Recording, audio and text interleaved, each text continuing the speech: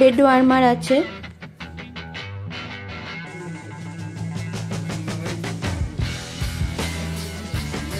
আমরা ছিলাম, এখানকার হসপিটালিটি আমাদের খুব ভালো লেগেছে। তোমরা এলে এই হোটেলে থাকতেই পারো।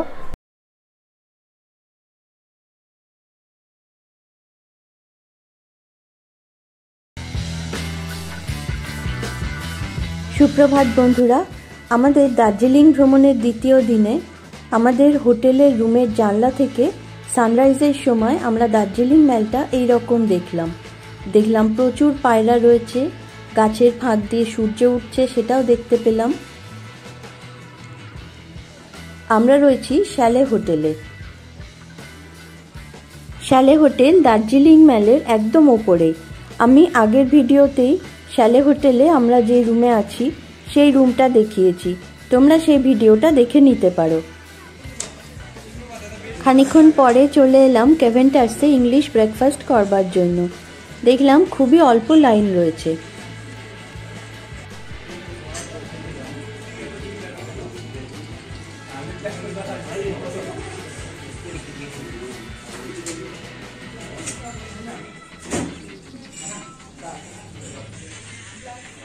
প্রথমে রুফটপে জায়গা পাইনি বলে আমরা ভেতরে বসলাম, তারপর রুফটপ ফাঁকা হতে আমরা ওইখানে একটা টেবিলে বসলাম।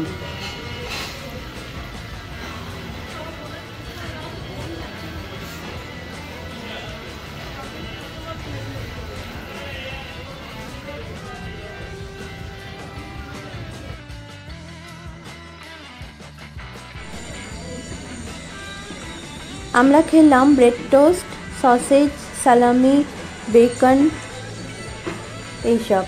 এখানে কিন্তু পর্ক আর চিকেন দু রকমই পাওয়া যায়।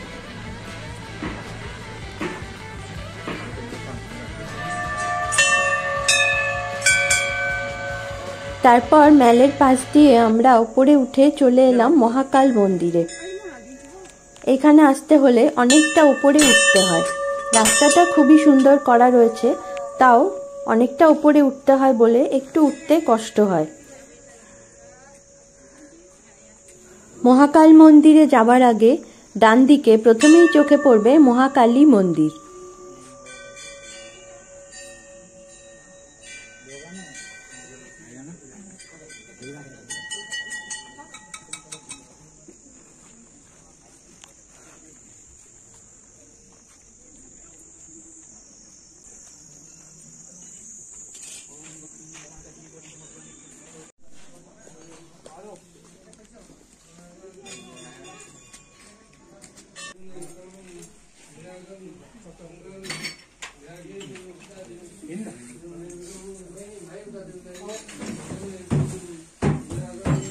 মহাকাল মন্দিরে ব্রহ্মা, বিষ্ণু, মহেশ্বরে তিনটি সোনার লিঙ্গ রয়েছে এবং তার পাশেই রয়েছে বুদ্ধ মূর্তি। এখানে হিন্দু পুরোহিতের সাথে বৌদ্ধ সন্ন্যাসীও থাকেন। হিন্দু এবং বৌদ্ধ দুই ধর্মের মানুষরাই এখানে প্রার্থনা করতে আসেন।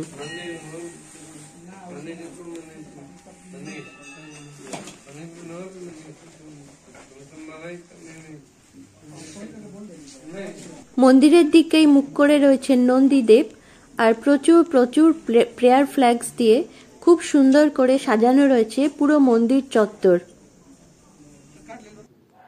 পাশে রাখা রয়েছে প্রেয়ার হুইল।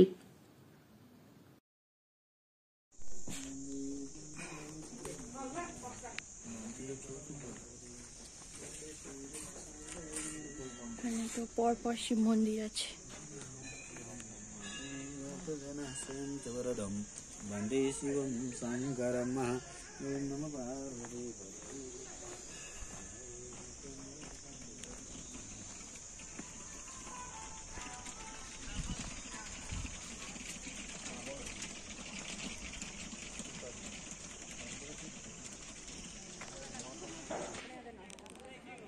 মহাকাল মন্দির থেকে ফিরে আমরা শ্যালে হোটেল থেকে চেক আউট করলাম। আমি তো আগের ভিডিওতেই বলেছি যে শ্যালে হোটেলে আমাদের একদিনের বুকিং করা ছিল। আমরা এবার চললাম হোটেল মাস্কাটেল স্টারডাস্টের দিকে, যেটা একদম ম্যালের পাশেই।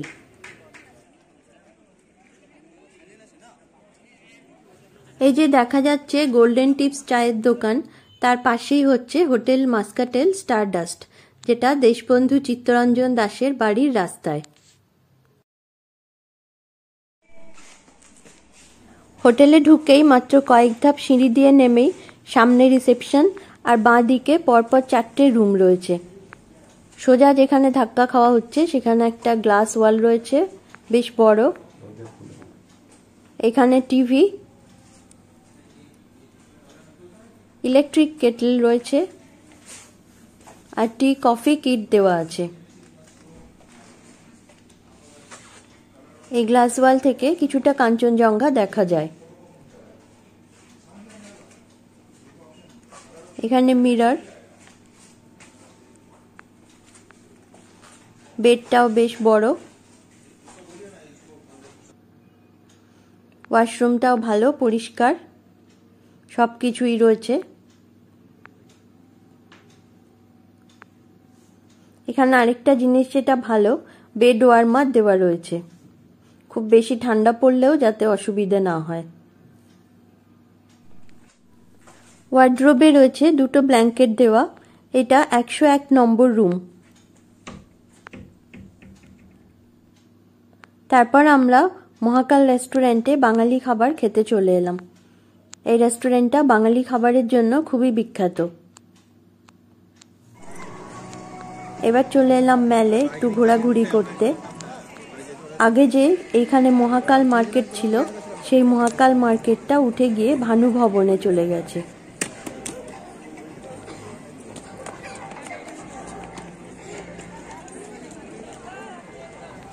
দার্জিলিং আমাদের আগে ঘোরা আছে, আর সাইট সিইং সবই করা আছে বলে আমরা দার্জিলিং মেল আর তার আশপাশের অঞ্চলটায় খুব ভালোভাবে আয়েশ করে এনজয় করলাম।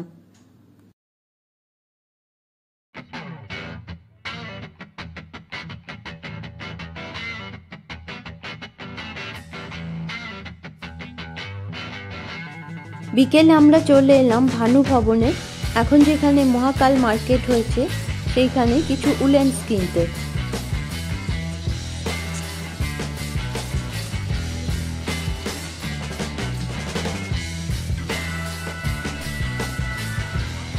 মহাকাল মার্কেট আর দার্জিলিং মেল মার্কেটে যা যা জিনিস বিক্রি হয় সেই সব জিনিসের দাম নিয়ে আমি পরে একটা ভিডিও করব। সেই ভিডিওটা কিছুদিনের মধ্যেই আমার চ্যানেলে আসবে।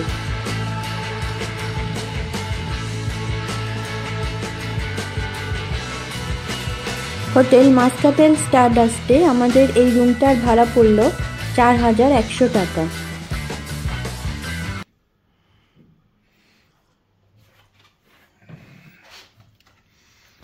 দেখো আমাদের এখানে মিররও দেখা যাচ্ছে নিজেদেরকে। ভিউজের সাথে কফি হচ্ছে। চিকেন সফলে দার্জিলিং এর রাস্তায় 50-100 টাকার মধ্যে প্রচুর খাবার পাওয়া যায়। এইসব খাবার খেয়ে পেট ভরিয়ে নেওয়া যায়।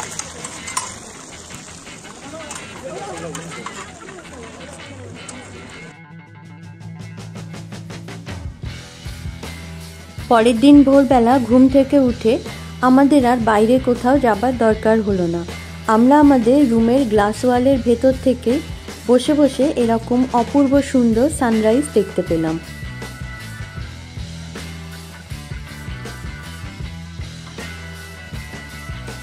আমাদের এবারে নর্থ বেঙ্গল ট্যুরে আমরা যেমন সুন্দর সানরাইজ দেখেছি, তেমনই সব সময় কাঞ্চনজঙ্ঘাকেও দেখতে পেয়েছি। রাস্তা দিয়ে যেতে যেতেও কাঞ্চনজঙ্ঘাকে আমরা সঙ্গী হিসাবে পেয়েছি, তেমনই ঘর থেকেও কাঞ্চনজঙ্ঘাকে দেখেছি।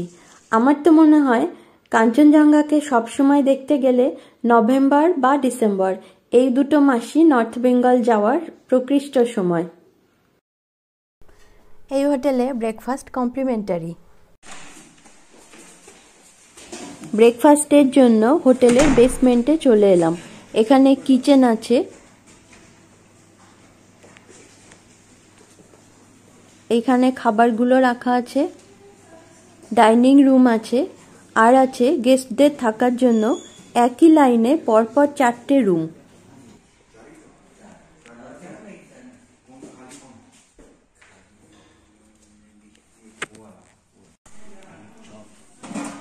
पूरी सब्जी ब्रेड चप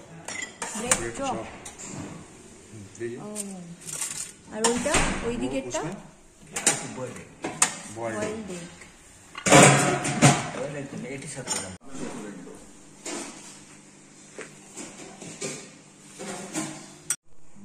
ইনি হোটেলের স্টাফ বিনোদ, বিহেভিয়ার খুব ভালো, হসপিটালিটি ওই হোটেলের আমাদের খুব ভালো লেগেছে। আমরা এবার চেক আউট করে বাড়ির দিকে যাচ্ছি। এনজেপি যাব, একটা শেয়ার গাড়ি ধরে নেবো, দেখি কি পাওয়া যায়। আর এই রুমটাতে আমরা ছিলাম, এখানকার হসপিটালিটি আমাদের খুব ভালো লেগেছে। তোমরা এলে এই হোটেলে থাকতেই পারো, আমি কন্ট্যাক্ট নাম্বারটা দিয়ে দেবো।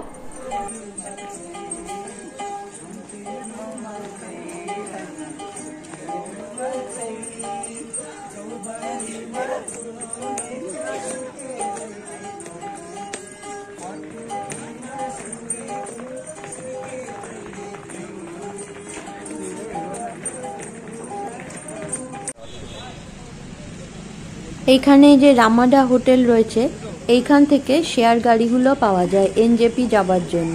300 কি 400 টাকা করে নেয়।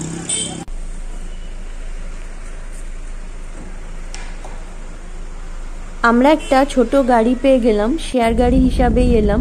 400 টাকা করে পার হেড নিল। আবার সেই আঁকা বাঁকা পথ দিয়ে পাহাড় থেকে সমতলের দিকে নামতে লাগলাম।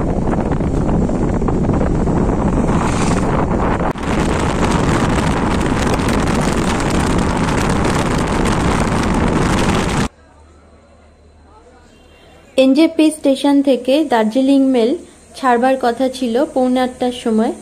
15 মিনিট আগে ট্রেন চলে এলো, অর্থাৎ সন্ধ্যে 7:30টার সময়।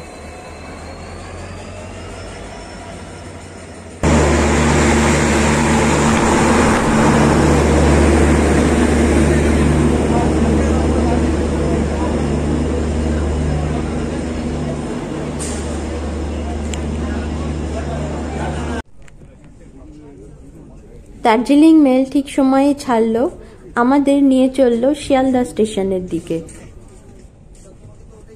বন্ধুরা, আমাদের এই নর্থ বেঙ্গল ট্যুরে আমি অহলদারা, দাওয়াইপানি আর দার্জিলিং সম্বন্ধে প্রচুর ইনফরমেশন শেয়ার করেছি। অহলদারা, দাওয়াইপানিতে হোমস্টেতে থাকা খাওয়ার খরচ কত, এছাড়া সাইট সিইং এর খরচ কত, সেসব বলেছি। সেগুলো আমার চ্যানেলে ঠিক আগের ভিডিওগুলোতেই আছে।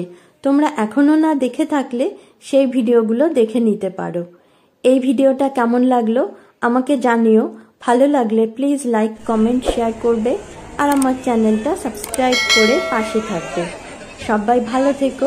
ভিডিওটা দেখার জন্য অনেক ধন্যবাদ।